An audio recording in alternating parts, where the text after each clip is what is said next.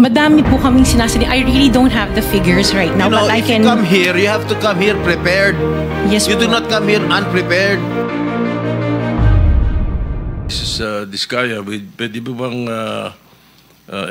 ibalita nyo sa amin, ikwento nyo sa amin yung napanood namin sa inyo sa television na sinasabi ninyo. Kailan po kayo unang nagkaroon ay kumita ng bilyon sa construction industry? Anong taon po yun? Good morning po. Billion po. Opo, kwento nung narinig po namin sa television, sinasabi nyo sa interview nyo dahil tinanong kayo kung anong naging gateway para gumanda ang buhay nyo. Sabi nyo kayo hindi naman nakakaangat nung araw.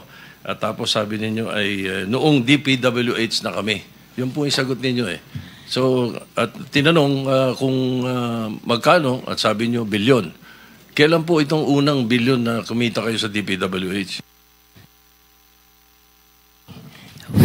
For the knowledge of everyone, so St. Gerard, Alpha and Omega, we have been in the construction business for 23 years. So I would presume that in the 23 years, pwede naman siguro kami po kumita. Yung billion, when I said DPWH, because prior to that, we were in local government. So ang hirap makasingil sa local government. They spliced the video that was taken of me and just mentioned the DPWH. So, contractor na po kami for 23 years. So you're saying that the television station and the persons interviewing you edited your answers? I think so, sir, kasi I did mention that I was doing local government as well as private po. Yeah, if I may, with the permission of the chairman, Senator President Pro Tem. Ma'am Sara, ano ba naging trabaho niyo bago kayo pumasok sa mga kontrata sa gobyerno? My father was a contractor before. Nangongontrata rin pero siya? yes po, Nangongontrata rin sa for DPWH? LGU po. LGU, and then ako I worked sa ibang bansa. Yun po. Anong work mo sa ibang bansa?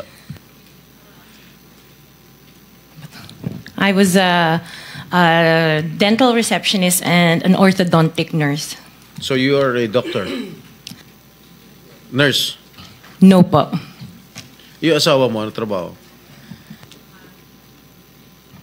He works sa isang development corporation, and him and his brother were parang private contractors sa subdivision namin. Paano kayo? How were you enticed to join the mga kontrata sa DPWH? Who influenced you?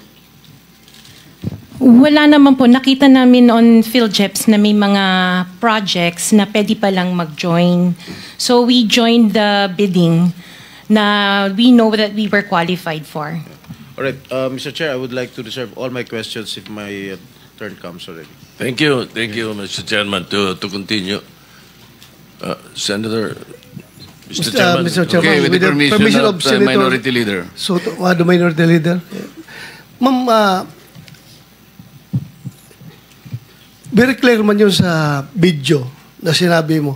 Kung kailan kayo kumita ng malaki, sabi mo, noong nag-DPWH na kami. Ngayon, gusto mong i-attribute yung wealth ninyo going back noon pa sa tatay mo, noong nagsimula kayo ganon. Pero very clear, the video won't lie. Sinabi mo, noong nag-DPWH na kami. Yes po. So, kailan ba kayo nag-DPWH? Parang sometime in 2012, nag-start kami with DPWH. Can you be definite with your answer? Parang 2012? Oh, please, because you're under oath, please. Yes po. Make sure of your answers. Sometime in 2012, we started with DPWH. We started with joining biddings. But prior to that, we were with local government. Yung mga flood control projects, kailan kayo nag-engage ng flood control projects sa DPWH? Siguro mga 2016 onwards. Please make sure of your answer. Yes po, 2016 onwards po. 2016 onwards? Yes po. 2016 onwards. May follow-up Yes, ka sir. ba? Yeah, Okay. Go ahead, sir. Go ahead. All right. Kasi based on your... Una sa lahat, we would like to clear the reason that we're asking you this, and centering on you at the start. Ganon din ang gagawin namin takbo doon sa ibang mga kontratista rito na imbitin natin na nasa top 15 ng presidente. Nasa top 15 ng presidente, may mga flood control projects, mayroong guni-guni, mayroong ghost, mayroong nagawa, may nagawang palpak, okay, may nagawang tama. Ngayon, tapos marinig namin yung kwento sa television na tungkol doon sa sinasabi nyo na napakarami ninyong kinita at ika nga sa DPWH to 2016 kayo nag-umpisa sa DPWH. Pero yung mga pinakitang mga sasakyan ninyo ay 2022, 2025, 2024. So, lately, yung matindi, hindi po ba, na mga income ninyo? Mga anong taon kaya sa tingin ninyo? What year would you say that you were able to engage or be able to get projects from the DPWH for flood control projects? What year? Yun nga po, nag-start kami makakuha ng pailan-ilan, pero 2016 po onwards po. Yes. 2016 onwards.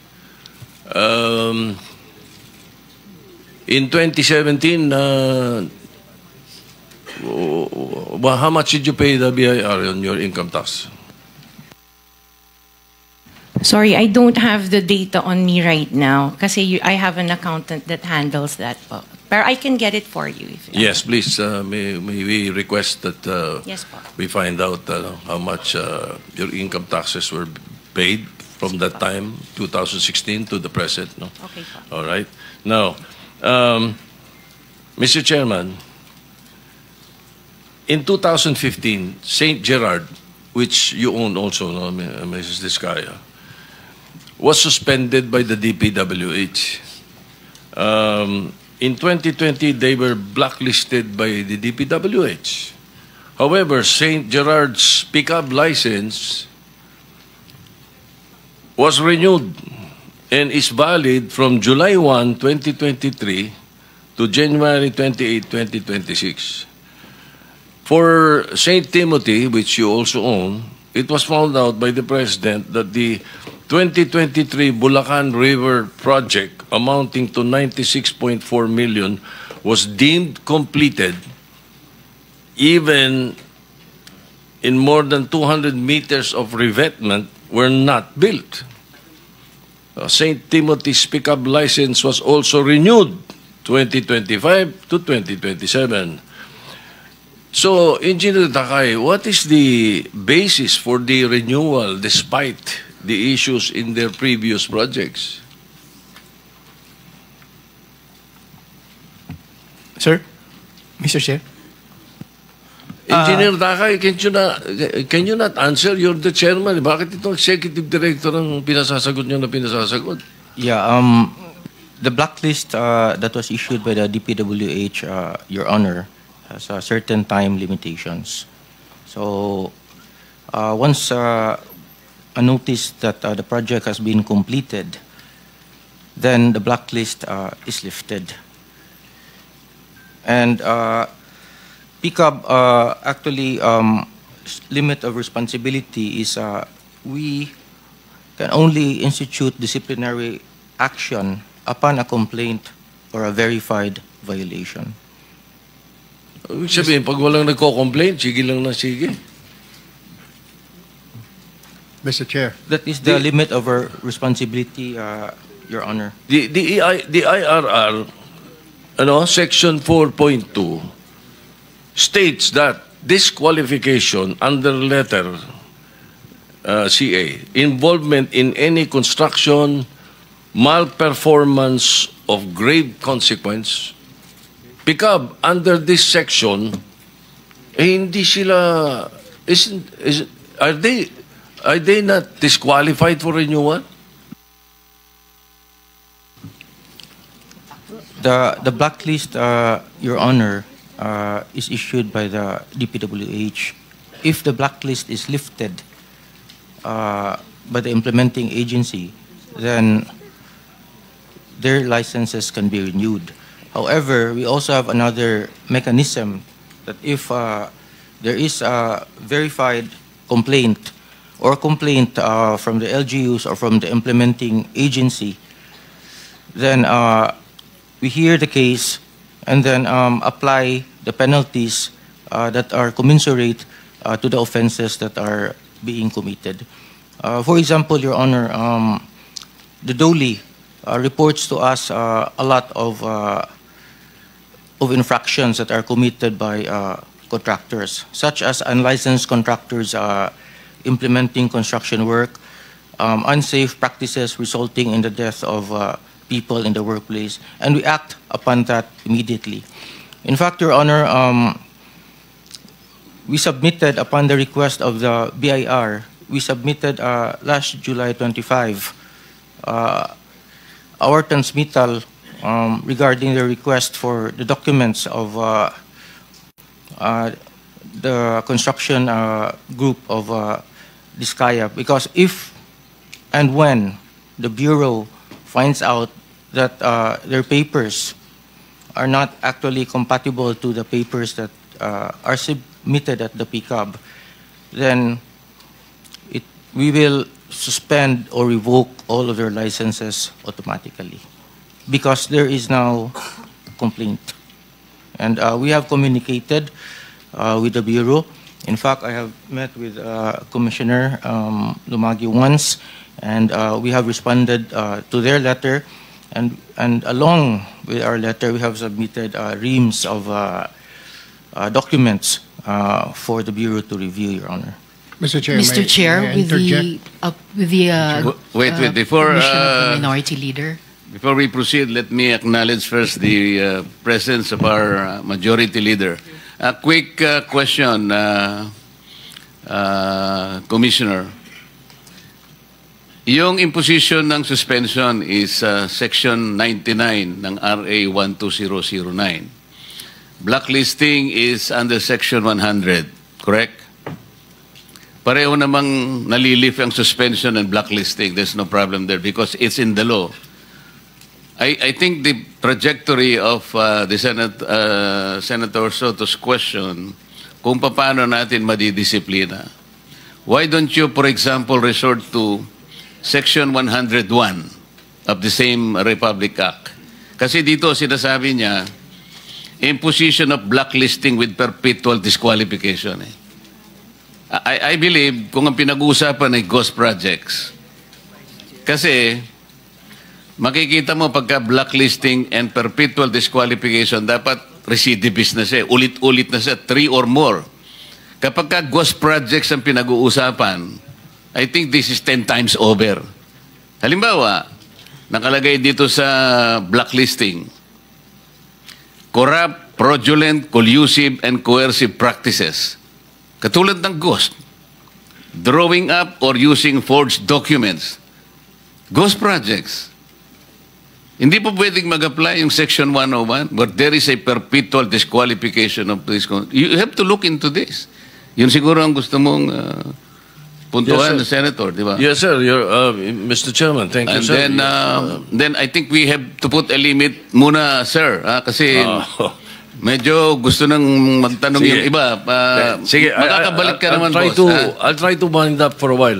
Yes. Marami pa po akong tanong eh.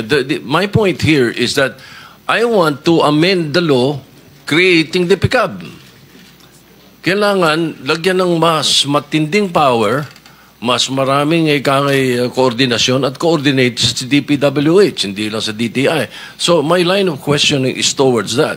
Kung ano mga naging performance nyo, ang ginagawa ninyo, paano kayo paano nyo dinidisqualify, paano yung license ninyo. I heard you have 45,000 accredited contractors. Nationwide. Mambigat eh. At tapos, ang sabi ninyo, maliit na kumpanya kayo. Maliit na agency lang kayo. Tatlo yung board member nyo. Yung dalawang board member mo, are you aware that they are contractors also?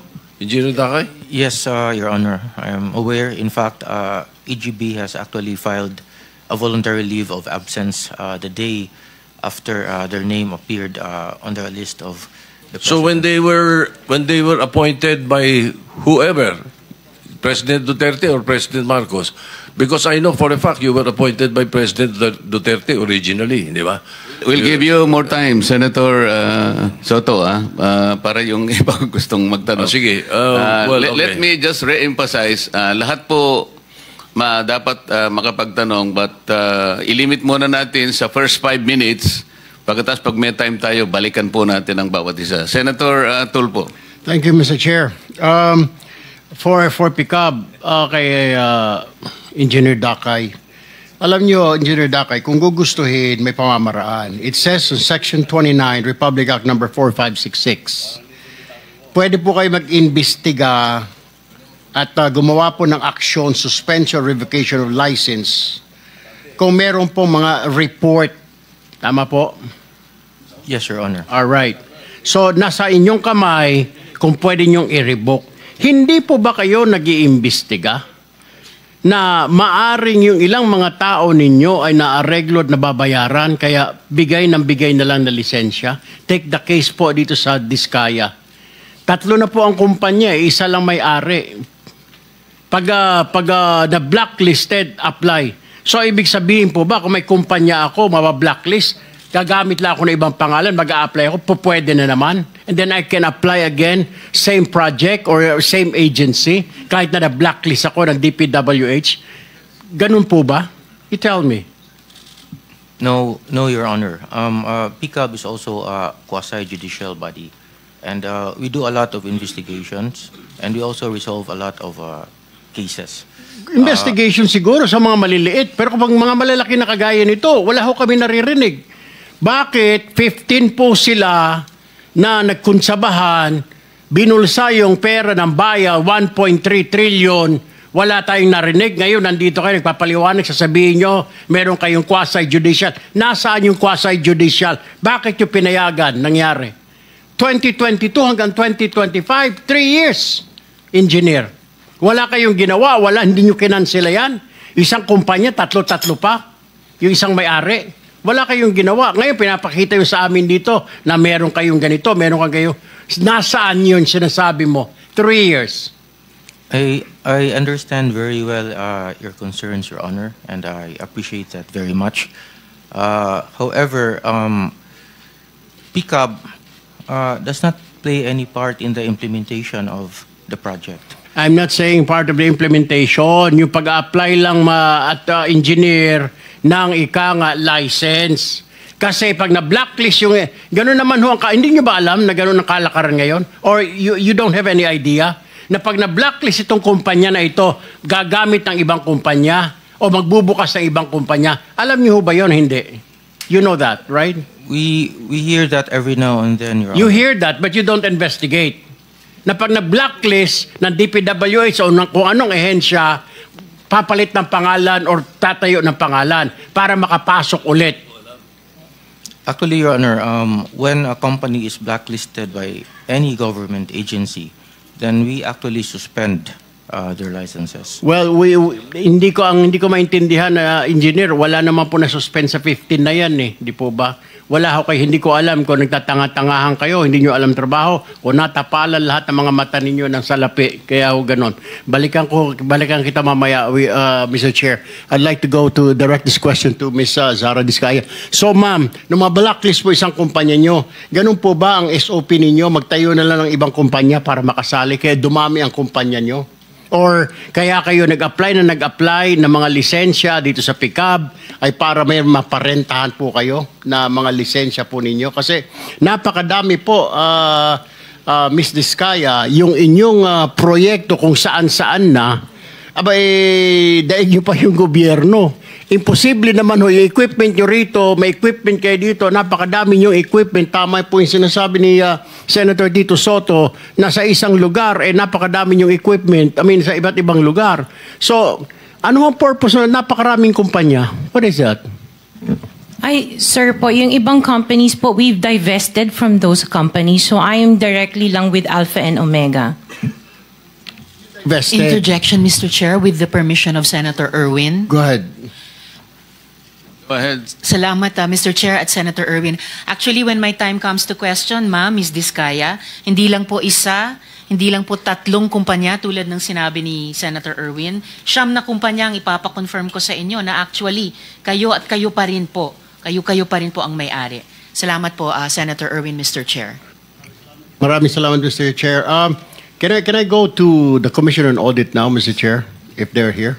Before that, I think you need to also pursue that initial question you had with PICAB.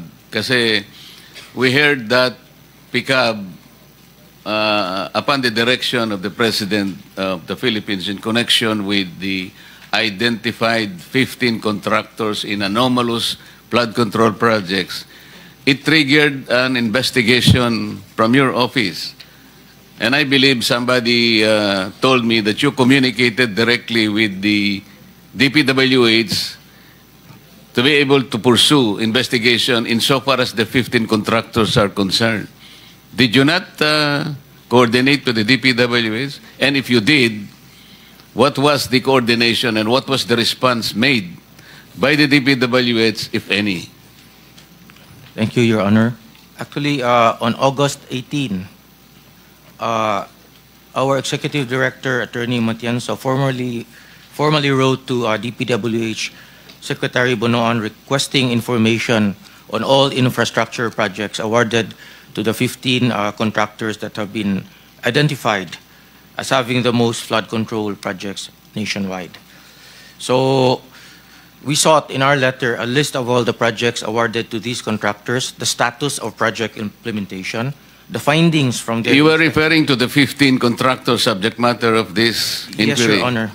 What was the reply by the DPWH, if any? To this day, Your Honor, we haven't received any reply. However, we issued summons to the contractors, and we have been doing our own hearings, and we ask them or require them to file a verified answer within 10 days from the receipt. Wait, you wrote to DPWH on August 18, Yes, and you Your did Honor. not receive any reply. You're No. seated beside the secretary of the DPWH. Did you ever ask him why no reply was ever given to your letter? Well, Your Honor, in the interest of public service and expediency, we just went ahead with our investigation and summoned the 15 contractors. Not only the 15 contractors, but the other contractors that were mentioned by the President in But subsequent... the information you were asking from the DPWH, I believe, are essential information. How can you conduct your investigation without waiting for the information that you sought in the first place? At least, Your Honor, we did the preliminary hearings. There is a jump start to all of the hearings for the... Okay, Senator Tulfo, proceed, please. Mr. Chair, pinapaikot-ikot lang ho tayo nitong pick-up. Alam nyo, engineer, sinasabi ko ho kanina, yung sinasabi nyo, pinapatagal nyo, pinapaligoy-ligoy ninyo itong proseso na ito, pagtatanong, jumpstart yung mga sinasabi ninyo, DPWH umiiling, sinasabi na parang hindi pa nila natatanggap, and then suddenly you're telling us na gumawa na kayo ng action? Is this correct? What I heard, you started communicating with the 15 contractors? Actually, the day after the President mentioned the 15 contractors, we actually summoned the 15 contractors for investigation. Okay. So, ongoing investigation. Yes, Your Honor. Anong siglo natin malalaman ang resulta ng investigation nyo? Kasi pag ang gobyerno nag-imbestiga, taon na binibilang. Baka retired na kami lahat dito, nandiyan pa kayo nag-imbestiga. When do we expect the result of that investigation? Okay, Your Honor, for starters, we have preventively suspended their ARCC for flood control. So that means that they cannot bid for any subsequent flood control projects. Hindi naman nila kailangan po magbidding dahil na kumita na ito mga ito eh. Yun lang ho, yung they cannot subsequent flood control projects, di na sila pwede magbidding. Dapat to, suspindihin nyo na ho lahat yan eh. Mismo ang Pangulo nagsabi, deficient yung kanilang mga proyekto, substandard, ghost project, ganun lang. Next flood control project pa sila suspendido. Ngayon hindi sila tanggalan ng lisensya. Kailan ho natin maririnig, engineer, na suspendido ang mga lisensya nila o kumpiskado ng mga lisensya nila? When will we hear that? Your Honor, we are seriously investigating and conducting the hearings at PCAB, Your Honor. And Do you have a time frame for that, Mr. Chair?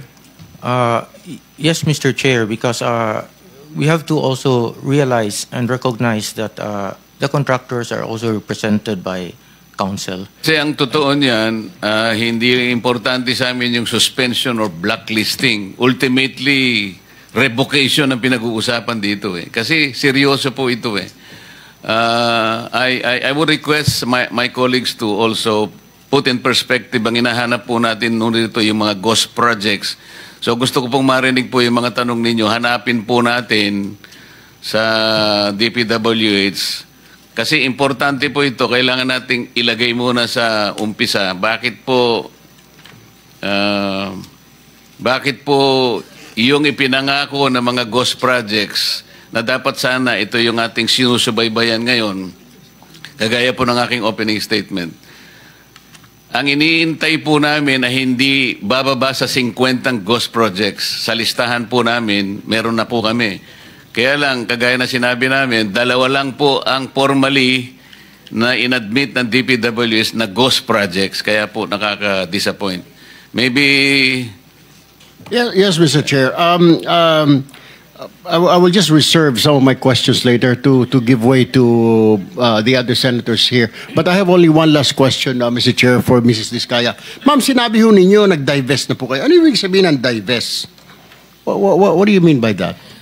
We are no longer part of those companies. Okay. Kung hindi na po kayo part of those companies, how come you're still the chief operating officer, pati ang asawa mo sa ilang construction companies na ito? Hindi po ako COO ng mga companies po. Ma'am, you're under oath. Don't forget. Opo, CFO po, pero hindi ako COO po. COO. So, bakit po ikaw ang CFO pa rin kung nag-divest na po kayo, opisyal pa rin po kayo dyan? Sorry, tumutulong lang po ako dun sa mga ibang companies po. So you haven't, with the permission, you haven't completely divested all your interest in that Before we company. continue, let me acknowledge the presence of Senator Rapi Tulfo. Thank you. Answer. So you didn't divest totally. You're still the CFO according to you. Opo, pero hindi po ako nagmamanage po ng mga companies na yon. Wala na po ako. Wala po ako dun sa ano. Sorry. Naintindihan po niyo yung divestment. Kanino niyo po i-divest? Kasi po pag nag-divest kayo, there is somebody, doon niyo po isasalin yung pong inyong interest sa isang company. Kanino po nasalin? Nung mag-divest kayo, sino yung taong doon niyo i-divest po ang inyong interest sa korporasyon? Katulad sa St. Timothy, kay Maria Roma ko binigay po yung aking Sino siya? shares. Kamag-anak mo? She's the niece of my husband. Kamag-anak mo pa rin. Kayo pa rin. Kayo pa rin yan. Correct? Anyway, can I give my opening statement before I... Go ahead. I'll just my next round of questions later para to give way to our pro tempore. Ikaw na. Mr. Chair. Thank you, Mr. Chair. Before that, marami nagre-request kasi I lost track of those contractors present here today. Comsec, can you please mention who are those contractors present here today? Merong wawaw dyan.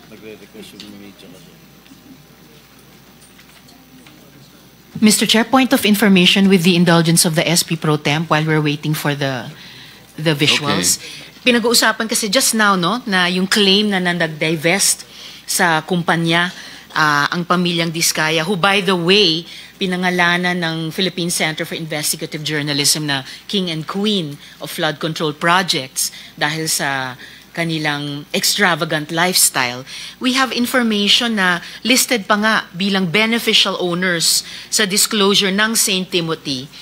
Yun na nga po, si Maria Roma Angeline Diskaya Rimando. So, they are still connected to those companies, Mr. Chair and SP Pro Temp.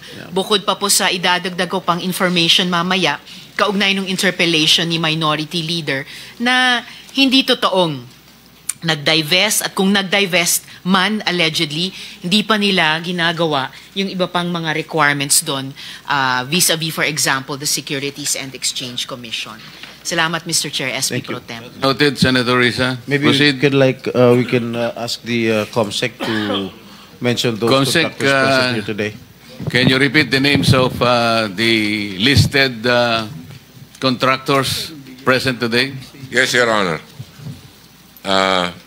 Mr. Alex Abelido, President, Legacy Construction Corporation.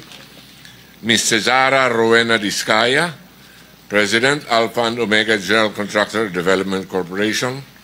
Ms. Maria Roma Angeline Rimando, Owner Manager, St. Timothy Construction Corporation. Mr. Alan Kirante, Owner Proprietor QM Builders. Mr. Ernie Bagao, Owner Proprietor EGB Construction Corporation. Mr. Eumir S. Villanueva, President, Top Notch Catalyst Builders Inc.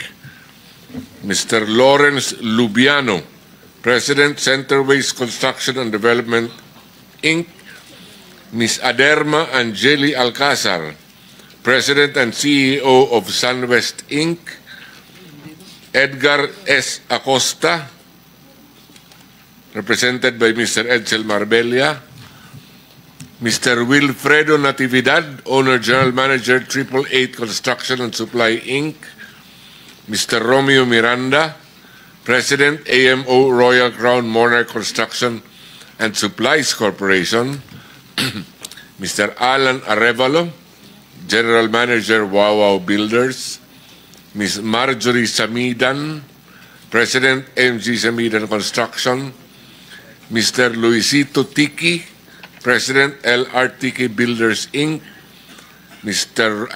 Ryan Willie D. Uy, Proprietor, Road Edge Trading and Development Services, Your Honor. Thank you. Proceed, Senator Jinggoy. Thank you. I'll just read my opening statement first before I question our resource persons.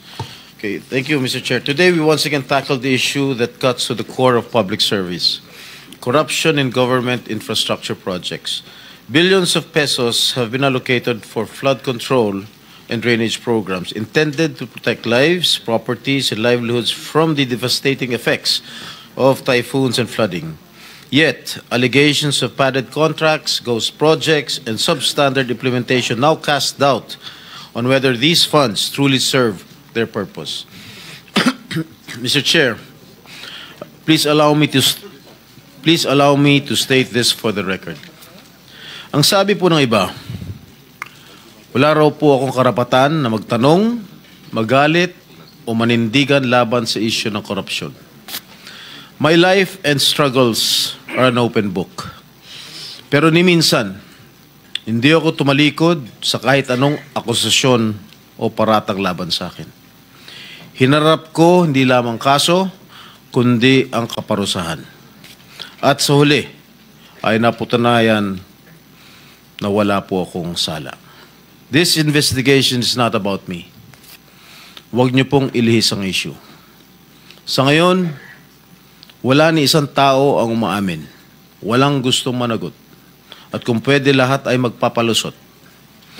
This investigation is about transparency and accountability.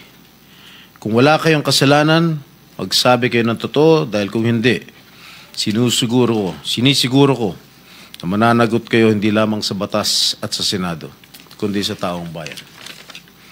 Mr. Chair, if I may continue. Tapos na yung 5 minutes mo. May opening ka pa kasi. O sige, News pagbibigyan report. kita. Madam Diskaya, Sarah,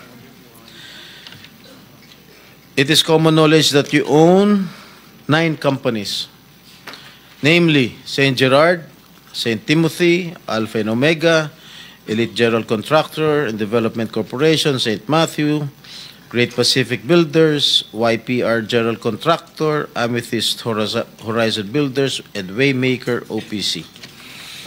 Am I correct? Yes po. Hanggang ngayon, up to now, you own these 9 construction companies? Yes po. All right. Since you started securing contracts from the DPWH, since kailan kayo nag-umpisa? 2012?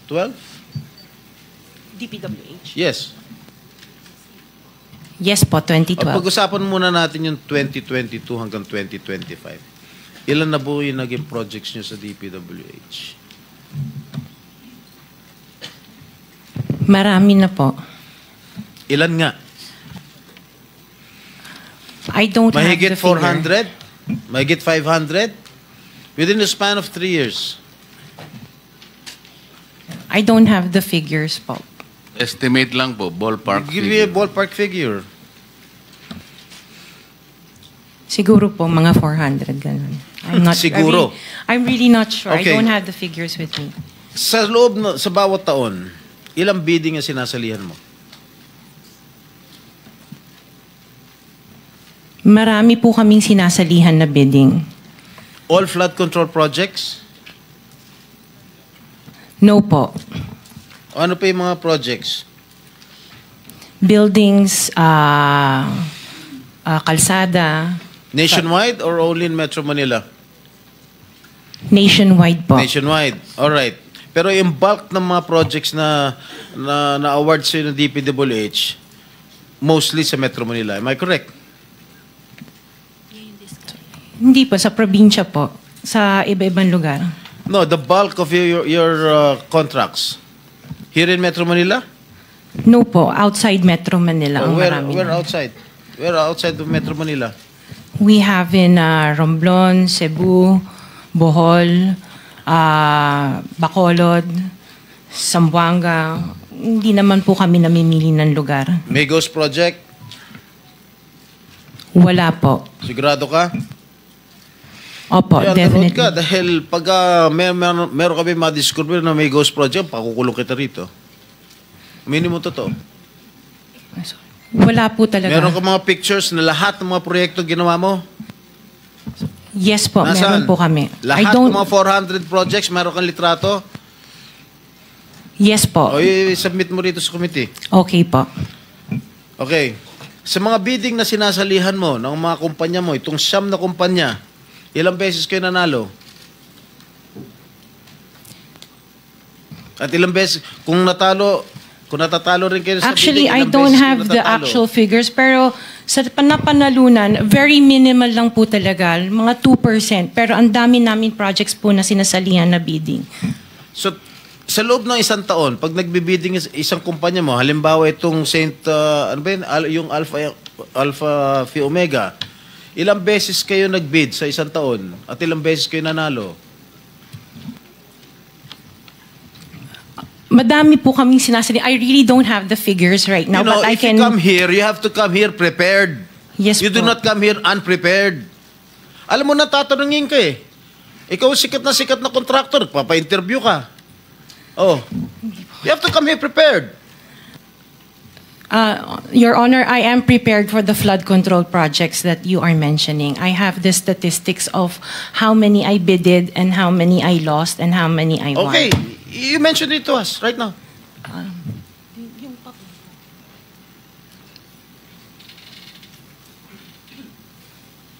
You are asking her to relate the 400. No. Parang mahirap naman yata. Hindi. 400. In 2022, I bidded for 491 projects.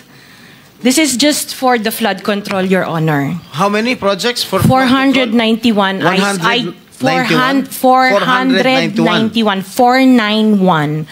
I joined the bidding. Po. Oh. This is in 2022. I only got 71 projects from the 491 na sinalinan ko po. 71 only. How many companies? This is just for Alpha and Omega po. What about the other companies? What about the other 8 remaining companies that you own? I don't have the statistics for that because I was only called as Alpha Wait, and Omega. You admitted earlier when I asked you if you own these 9 companies and you answered in the affirmative. Right now I'm asking you kung ilan yung 71 flood control projects na napanalunan ninyo. Now you're only speaking in behalf of Alpha Phi Omega. Kanina sinabi mo, ikaw may-ari ng Siam. Why can't you answer in behalf of the 8 remaining companies? Kasi po, yun lang yung na-prepare po namin for today's hearing. What about the representative of the other construction companies? Itong si Rimando. How many? You're representing St. Timothy. Good morning po, Mr. Chairman. For St. Timothy Construction po, we have 145 projects. Flood control projects? Yes, Mr. Chair. Since 2022. Up to the present, as we speak, 122.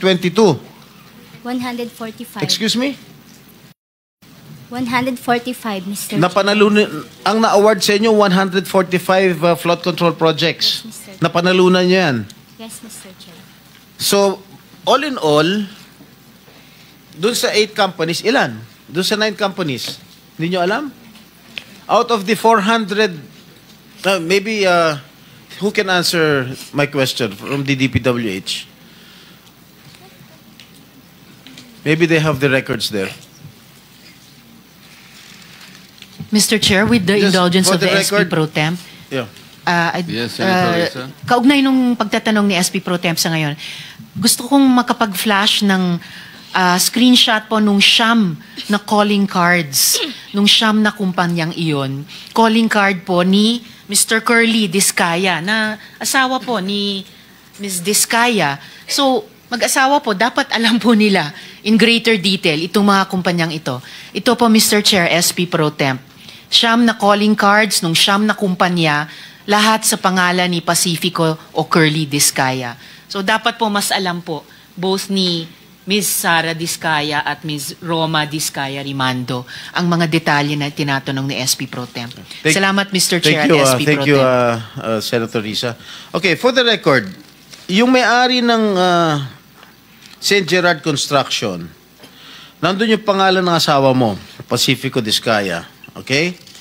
Doon sa St. Timothy, sino may-ari ng St. Timothy? Ikaw si Rimando, no? Kamag-anak mo si Discaya, correct? Sabi mo, pamangkin mo. Tama? And who is this Maritoni Miligrito, the owner of Elite General Contractor? Who is this? Answer. Pinsan ko po, Mr. Chair. From the left pocket to the right pocket. St. Matthew. Nandito yung asawa mo, Pacifico Discaya. Great Pacific. Oh, ikaw, nandyan ang pangalan mo, oh. Si Sara Rowena Discaya. Kaya hindi mo mapapagkaila, eh. YPR General Contractor. Nandito rin ang pangalan mo. Miss Sara, alam mo, huwag ka magsisinungaling, ha? Amethyst Horizon. Sino si Amethyst Horizon? Sino si John Brian Eugenio? Who is he? Sagutin mo, Miss Rimando. I didn't know, Mr. Chair. Madam Sara. He's one of our employees. Oh, dami. Waymaker. Sino si Gerald William Discaya? He's my eldest son. Okay. Alpha Phi Omega, yan, asawa mo. So, you confirm, lahat ng siyam na yan, ikaw ang may-ari. Tama? Part owner po. Part owner. Okay. Kaya nyo ba talaga pagsabay-sabayin yung mga construction, mga proyekto ninyo? Paano nyo nagagawa ito? Yes po, we have sufficient employees naman that can carry out and execute the project. Okay, ilan ba yung mga empleyado ninyo? In the office po, mga 200 plus. Sabay-sabay kayong naawardan ng kontrata ng DPWH. Alam mo, nakakapagtaka dahil kayo lagi nakakuha ng DPWH contracts, ha? Sino ba talaga sa DPWH ang nagbibigay sa inyo listahan ng mga projects for bidding? Turo mo na. Wala po akong knowledge po. Talaga? Ba't Yes, nakakapagtaka dahil yung siyam na construction companies nyo, yun ang laging favored, kumbaga, sa bidding. Kasi ang balita ko, isa kayo sa mga una nakakita at nakakapili ng mga projects.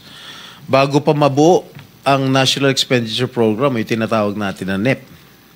Parang menu lang sa restaurant na nakaka-order kayo kaagad. Sino ang point person nyo sa DPWH na nagbibigay sa inyo ng informasyon na ito, para sa inyo, ito para sa kanya? Sino? Sir, wala po akong nakakausap po. Wala kang kilala sa DPWH? Wala po. Hindi kami maniniwala niyan, wala kayong kilala sa DPWH. Meron ako yung mga engineer, yung mga district engineers, saka yun mga pala. Sino yung mga district engineer na nakilala mo? Pero hindi po sila nagbibigay ng project po sa akin. At tinatanong ko, wala naman ako sinasabi sa'yo kung nagbibigay sila ng project. Sino ang kakilala mo sa DPWH? Sila, mga DE po. DE Yeah, okay. ng... Sabi mo, sino? Teka sandali. DE ng Laguna, Sino DE nga? ng... Banggitin mo yung pangalan. I can't remember their names kasi I don't transact on Okay, behalf of the DE ng companies. Laguna. Sino pa? DE ng Bulacan, DE ng... Is he here? Nandito ba? Yung DE ng Laguna, DE ng Bulacan, nandito ba? DE ng Bulacan nandito. Okay, paano nyo nalalaman ang mga projects for the bidding? Sino ang nagbibigay ng listahan sa'yo? We don't have a list. Naka 6 minutes ka na, erap.